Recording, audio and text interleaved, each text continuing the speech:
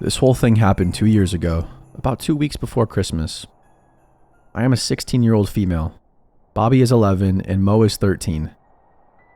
One night at around 11:30 p.m. during Christmas break, I'm sitting in my mama's room just talking to my sisters, Bobby and Mo, and of course my mom. Sitting together to talk is a usual thing for us. As we are wrapping up our conversations and saying our goodnights, my mom says she wants some water. Because it's important to this story, we don't keep water bottles in the house, because when they're in there, my father likes to go for them. Which wouldn't be a problem, but he usually takes a sip or two of them and then gets another bottle later when he's thirsty again, even though the one he just grabbed is half full. And since it aggravates my mom, she just keeps them in her truck. Anyways, she asks Mo and me to go outside to get her a few bottles. I grabbed her car keys and headed outside. I get to our front gate and I wave Mo to come with me. She then says she doesn't want to help me with carrying some extra bottles because it's cold outside. Screw it. I walk my happy self down the driveway into my mom's vehicle. As I was walking down, I see a black figure standing in the middle of the street. I brush it off and just tell myself that the person is probably walking through to get somewhere. I grab the waters, but out of the corner of my eye, I can still see the person standing absolutely still. As I close the trunk and lock the car, I see him turn his head to stare at me. I was so creeped out. I ran up my driveway, slammed the gate, went into my house and locked the doors.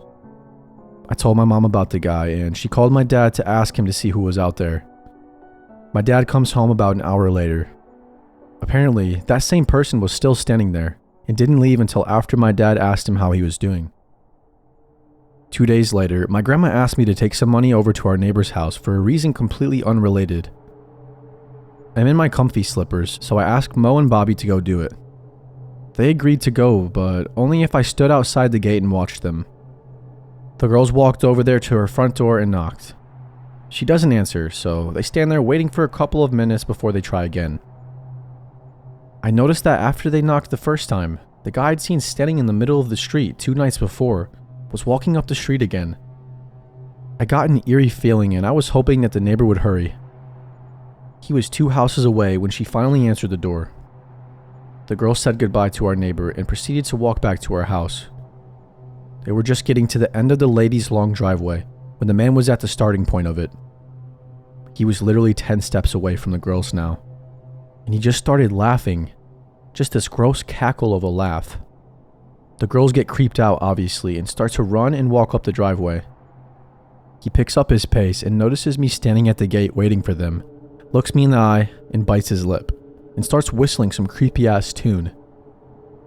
By now, the girls are inside the gate and the man starts walking up our driveway, still whistling, and I shake my head no, and he laughs again. He's about halfway up the driveway when my dad comes out. My dad hadn't taken notice of him yet, but the creeper sure saw him. He looked me straight in the eyes with this smirk on his face and says, "You got lucky this time." He walks towards the sidewalk on the opposite side of my house and continues whistling. Of course, I told my dad about what happened right then and there. He was absolutely furious at this guy. He tried looking for him after, but couldn't find him after he ran. Later on that night, my dad sees the man walking down our street once again. My dad approaches him and asks him what he's doing. The guy then smirks at my dad and just walks away. My father reported the man to the police. But unfortunately, when the police got there, the guy was long gone. The next day, my sisters and I saw about 5 cop cars at another one of our neighbors' houses. We questioned it and told our dad about it, because he was good friends with those neighbors. About an hour later, the police showed up at our door. They were there to talk to us about the same man standing in the middle of the street, walking up my driveway and all that.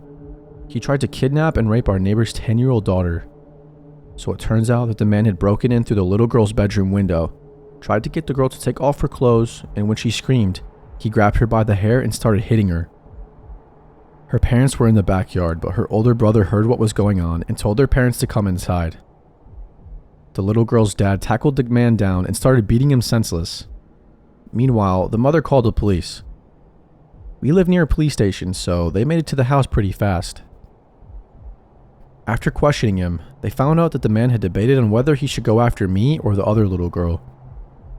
He also told the police that he'd seen me walking home from school a few times, but never got to do anything because I was always surrounded by friends. He made comments about how sexy I looked on the weekends when I'd come out in shorts and a tank top.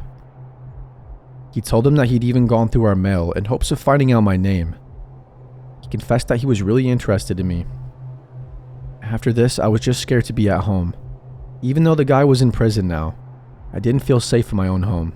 I was horrified at the thought of some creep thinking of me in such a disgusting way.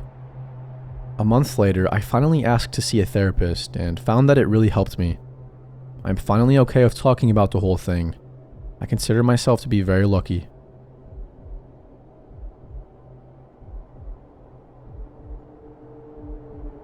This happened in 2019. I was in my second year of college and living in a townhome about a 10-minute walk from campus. I lived with 2 other girls at the time, but they were all back at their parents' house for the holiday. I work in healthcare and I was working Christmas this year. A little bit of a backstory. There used to be 4 of us living there, but one girl had moved out due to issues with her boyfriend. He was a jackass who abused our kindness on allowing him to stay there, and was only supposed to come every so often, but he basically ended up living there. We told her she needed to kick him out after an incident with him one night after he got physical with her and verbally abusive with the rest of us. But she wouldn't listen, and we told her we would have to talk to the landlord then. Long story short, she ended up moving out and left on bad terms with all of us. On another side note, I have been in a physically and mentally abusive relationship before, so I understand how things may have been going for her. I tried my best for 2 years at that point to help her open her eyes to the abuse and get her away from him. At this point, it was affecting everyone and we didn't feel safe with him there, so she moved out. Back to the story. It was Christmas Eve and I worked the next day, so I was getting ready for bed. I locked the doors and turned the lights off and went downstairs where my bedroom was. I was scrolling on TikTok for about an hour. It was Christmas Day at this point, when I heard what sounded like the chairs in the kitchen move. The kitchen is right above my bedroom. I thought maybe I was hearing the neighbors next door as we share the same walls and sometimes they can be loud. But I remembered one of them texting me and asking me to bring in a package for them that they were expecting while they were all gone. The noise was short-lived, and so I just brushed it off. Next thing I know, my bedroom door is being opened slowly. In this moment, I get a flashback, and I remember my second grade teacher telling us about the time someone broke into her house, and how she acted as if she were asleep. So if they were there to just rob her, they wouldn't feel the need to hurt her if she saw them. But my freaking phone screen is lighting up my scared, jaw-dropped face, so I can't act like I'm asleep. Where I was laying in my bed faced directly to the door, so we were looking right at each other. So there I was, laying in my bed, shitting myself while this guy had 1 foot in my bedroom with the door cracked open. He slowly takes his foot out and closes my door. I sat there in complete utter shock. I couldn't make out what he looked like as my eyes were adjusting to the dark again from my phone screen. All I could see was a backwards baseball cap. I knew I had to call the police, but my anxious ass knew if I called, it would alert my parents' phones that I called. So me being dumb as hell, I was like, well, I don't want to make them worry. Also, I was scared that he might still be somewhere in the house, and I didn't know what he would do if he heard me call. So I text the guy I was seeing at the time, and I tell him that some guy just broke into our house and came into my room. He snapped me out of it and told me to call the police, and so I did finally. The dispatcher asked me if I felt comfortable enough to go unlock the front door for them so they didn't have to break it down. And I told her no way, I didn't care if the door was broken. I wasn't going to get up and walk there alone. A couple of minutes later, I see flashlights shining through my window, and I hear the police knocking at the door and announcing themselves. They got in and they asked me where I was. I came out from my room finally, and they got me. They told me to wait on the back porch while 2 of them searched the house, and 1 stayed with me. It was like the shit you see in movies, where they have their guns and turn the corner with their partner and everything. They didn't find anyone, and I said nothing looked like it had been taken. They even tried to get fingerprints, but were unsuccessful. They started asking me questions and informed me that the back door was unlocked and had no signs that it had been broken. I told them that I locked it though. Luckily, the guy I was talking to stayed with me that night, but I still couldn't sleep. I kept having to go check every inch of the house over and over. I placed chairs under the door handles on the front door, back door, and even my bedroom. The next day, I informed our landlord, and she refused to come out and change the locks. And she never ended up changing them for the rest of the time we lived there. Every time I go to bed now, I triple check all the doors have been locked. Doesn't matter where I am. I have a dog now, and he helps my anxiety of intruders, as well as a recent purchase of a Ring doorbell. I believe it was our old roommate's boyfriend. I think they may have had an extra key for him because he was basically living there at one point. But I don't understand why he didn't do anything to me, the house, or our belongings.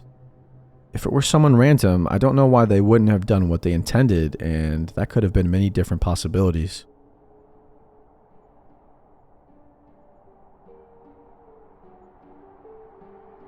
I was driving back home with my girlfriend, and it was Christmas Eve. My mother's family used to hold a large celebration at my aunt's house in Estacada. This was my girlfriend's first time meeting with my extended family, but she got on quite well with them. We spent the majority of the afternoon and evening talking, playing poker, opening presents, and drinking an assortment of adult beverages. My girlfriend had been quite inebriated by the time we had to leave. Therefore, I'd be driving us home. It was around 11 p.m. or so. I was driving my girlfriend's car along Highway 211. Now this stretch of road is surrounded by farms and dense patches of forest, and parts of it are unlit. But nothing to fear because I grew up in this area, so I knew this road like the back of my hand. The both of us were just driving and talking away. Just two young lovers making the most out of our moment together. There is a portion of the highway that descends down an enormous hill before crossing a deep creek. Surrounding both sides of the road are thick forests, and there are no lights. The only thing we could see was the area directly in front of our headlights. I drive down the hill, cross the bridge, and uphill through more forest. It's as the highway starts to flatten out that it happens. Something sprints across the road so suddenly that I almost hit whatever it was. I slam on the brakes. I turned to my girlfriend and asked her if she saw that. She confirmed that she had, but she couldn't make out what it was either. Maybe it was a coyote, as they are a fairly common sight in this area. But something felt off about it. Whatever it was that ran in front of the car disappeared into the woods next to the road. Coyotes don't usually just dart out in front of cars. Not like that anyway. So for some reason, I decided to check it out. I turned the car around and switched to the high beams to better light up the forest in which this thing had vanished. I stepped out of the car and walked towards the woods. I don't see anything at this point, but now it feels like I perhaps made a grave error. Because my heart is pounding and the hairs on the back of my neck are standing at full attention, but I still don't see anything unusual in the trees. Suddenly, the car's horn blasts. It's not just a normal beep beep that you'd get if you say your driver or passenger wanted you to hurry up and get in the car. No, this was a long blaring beep. I walked back into the car and asked my girlfriend why she leaned on the horn like that. She said nothing, and instead she pointed to a spot about 50 feet from where I was standing. I looked over in that direction, and that's when I saw it. Surely this had to be the thing that ran in front of our car. It was a man, and he was completely naked. His skin was covered in dirt and mud, and in one of his hands he was holding a hatchet. He looked back at us, and then he smiled and waved to us just before turning around and walking back into the forest. Needless to say, we got out of there. Once we were safely driving again, my girlfriend explained what had just happened. While I was trying to look for the man in the area he initially vanished in, he circled back around and came out from another spot in the forest, beyond my car's headlights. My girlfriend had seen something out of the corner of her eye, and that's when she saw him. Before she honked the horn, he was walking towards me, with his hatchet raised as if he was going to strike me. We called the police once we got safely back home, but they never found anybody. Or they did and just didn't tell us. But the officer we spoke to explained his theory. The man was obviously looking to ambush unsuspecting lone travelers, for Lord only knows what reason.